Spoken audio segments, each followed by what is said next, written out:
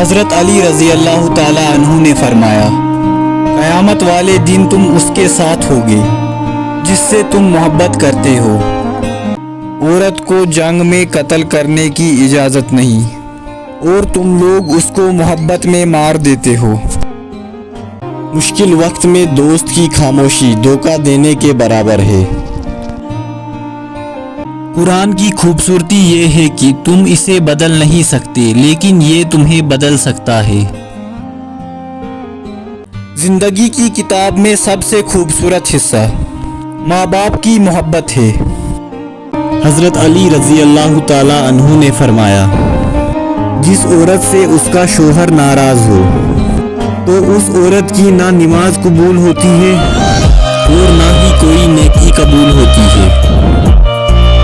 حضرت علی رضی اللہ تعالی عنہ نے فرمایا، جب کبھی گرتے گرتے سنبھل جاؤ تو سمجھ لینا اللہ تعالیٰ نے تمہاری ماں کی دعاؤں کے ذریعے تھام لیا ہے۔